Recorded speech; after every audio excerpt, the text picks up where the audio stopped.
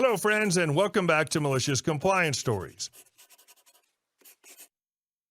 Let's start our video with a story that proves sometimes, even when you're trying to move on to bigger things, your past can still come back to haunt you. But before we begin, best way to support our channel is to leave comments, like, and subscribe with the turned on bell so you don't miss the new video every single day. Here we go. Manager wouldn't help when short-staffed, had to do the work herself at the end of the night. When I was in high school, I had a part-time job working at a local restaurant. One day, I came in and was scheduled to wash dishes, no big deal. I walked into the back and came to find out that the morning shift did not have a dishwasher, therefore there was a mountain of dishes. No bueno. On top of all that, we got slammed that night. As a minor, I was required to take a 30-minute break in order to work my full shift, 4 to 10 p.m., I believe. As I clocked out from my break, I asked my manager if she could have someone cover my position while I was on break to prevent an even worse situation than was already at hand. She responded, "Won't be able to, you'll just have to stay late and finish it." An important thing to keep in mind is that this manager was notoriously lazy and unhelpful. She never lended a helping hand to get things done faster. She would rather stay 3 hours past close sitting in the office waiting for us to finish our closing duties instead of coming out and helping and getting everything done in a timely manner. She also was not very familiar with child labor laws in Ohio. Since I was a minor, not only did I have to take a 30-minute break, I also couldn't work past 11 p.m. on a school night. So after clocking back in from my break, I resumed washing the mountain of dishes that had accumulated. I took my time and didn't rush to get everything cleaned, but also wasn't going extremely slow on purpose. 10:59 rolls around and I walk into the office to tell her that I'm leaving. She asked, "Got everything done?" "Nope," I said. "It's a Wednesday night. Can't work past 11 p.m. Labor laws. I left the water turned on for you. There's still a lot left." The look on her face was priceless. I clocked out with the biggest smile on my face, knowing that she was going to have to leave the office and do something for once. Asked another manager the next day to see what time she clocked out. 1:15 a.m. Everyone depends on a dishwasher in a restaurant, so it's not very wise to be rude to them. And our second story. He doesn't work here, lady. It's halfway through my 12-hour night shift. I'm on-site security at a 3-building secure facility. I was starting to crash, so I figure I'd walk over to the Mickey D's across campus and get some cheap, disgusting food and a coffee. As I'm walking up to the building, a minivan exits the drive-thru and just sits there for a second. My hand's reaching to open the door when she starts yelling at me. "Ow, hey, you all forgot my nuggets." I stop because she's obviously addressing me. I look over and she's shaking her brown food bag at me out her window. "Ow, you forgot my nuggets. I'm not waiting in line. You need to bring them out to me, please." Mind you, I'm wearing a gray security officer uniform, complete with prominently displayed badge and logo. I was utterly confused how a sane person could make that mistake. Me. Sorry, miss, I can't help you with that. You'll have to park, go in, or get in line again." I go ahead and go inside. She's still yelling something, but I'm focused on what I want to order.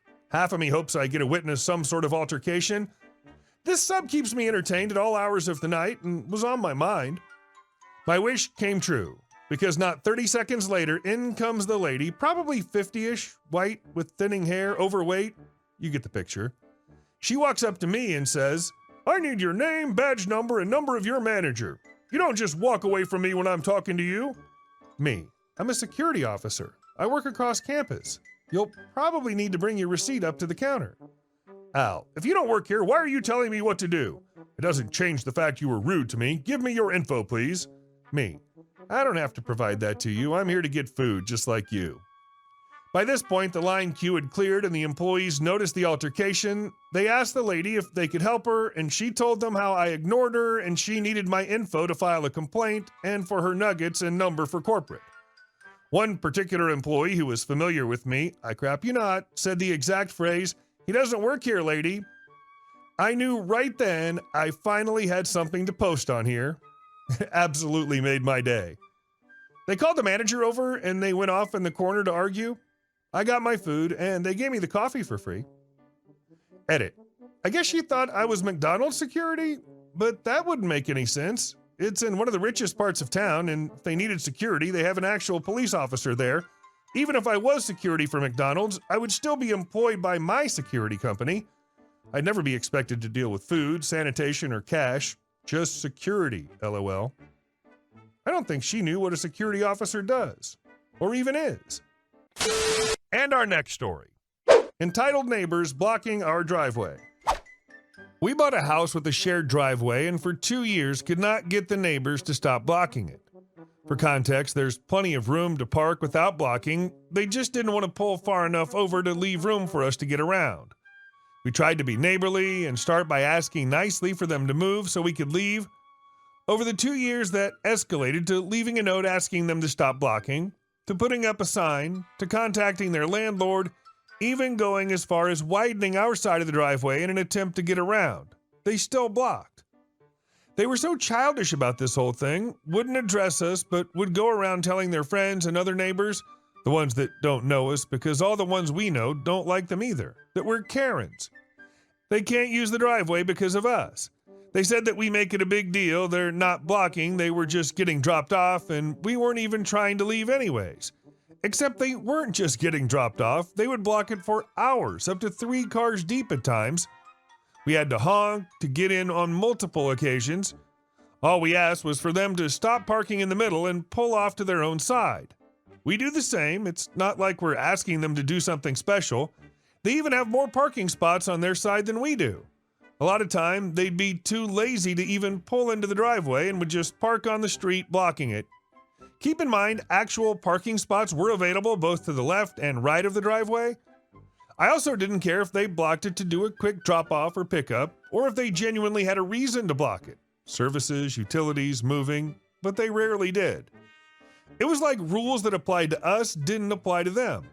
We couldn't ask them to stop blocking, but they could bang on our door shouting about towing a random truck parked on the public street in front of their house because they assumed it was ours. Where was that energy when they would block the driveway and simultaneously take all the street parking in front of our house? I didn't care if they parked in front of our house, but if you're going to block the driveway, at least leave somewhere for us to park. They said we called the cops on their kids because a ball rolled into our yard and we're just prejudiced. They didn't watch their kids and didn't care what they did.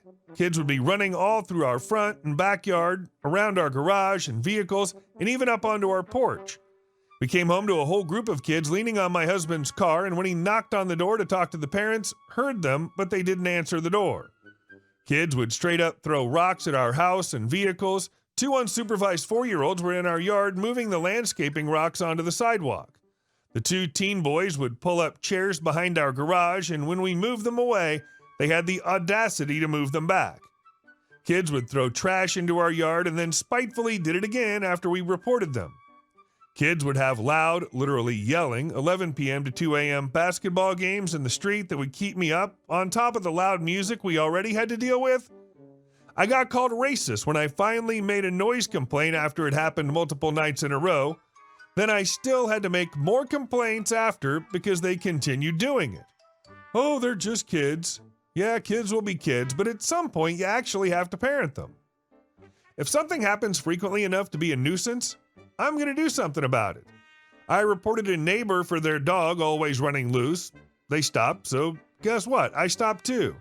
I'm not trying to have a personal problem. I'm trying to solve a problem. I gave them over a year before I got fed up and started calling non-emergency. Edit. Since they moved out, we discovered one of our windows smashed. Looks like one of the kids threw something at it. The police also surrounded the house looking for them. Don't know what that was about, but yeah, I'm just glad they're gone and the new neighbors are much better. Unless delusional, the other neighbors know they're crappy people too. Can't hide that level of crazy. And our last story. Somebody else's house on my land. Hello, Reddit. I want to share a story that happened to me this summer. It's an educational tale about land disputes, family values, and a bit about real estate tricks. My family's always owned a large plant of land by the sea. My father was a rather wealthy man with many children and money. After his death, I inherited this plot. I live in a big city and work in an office, so I can't live there permanently. In the summer, I rent out the house, and in the winter, it's occupied by a programmer who pays much less for long-term living. There was never a fence on the property because my father believed it spoiled the view, but this summer when I came there to relax, I saw something unexpected. A hut with panoramic windows and a large gabled roof on my plot. The house even had a carport for 2 cars. When I asked what was happening, they told me that they were renting the house from the Homeowners Association president. I was even more shocked and went to the president of the HOA. He was a 60-year-old man with a big bald spot and long hair around it, the strangest hairstyle I've ever seen. He was dressed in some hippie robe made of natural materials and was as skinny as a mummy on drugs. I said, "What the hell is this house doing on my land?" Mr. Burns, "Dude, this is HOA land. Calm down or I'll call 911 on you." I said, "No, this is my land." Mr. Burns, "Cool it, dude. We built this hut to replenish the HOA's budget with the rent. All the documents are in order. Go check." I said, "My father showed me the boundaries of this land 100 times, and I have all the documents." Mr. Burns, "You live here 1 week a year. Why do you need this land?" "Listen, Leslie, you're being dumb. In our HOA, we can share the profits from this house and everyone will be happy." I said, "You have 1 week to start dismantling all this, or you won't like the outcome." Mr. Burns, "Don't you threaten me in my house. I'm the president of the HOA. I'm calling the police."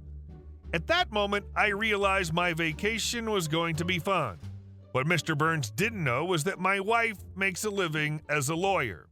So we put off our intentions to drink a mojito and got to work right in the place of my so-expected vacation.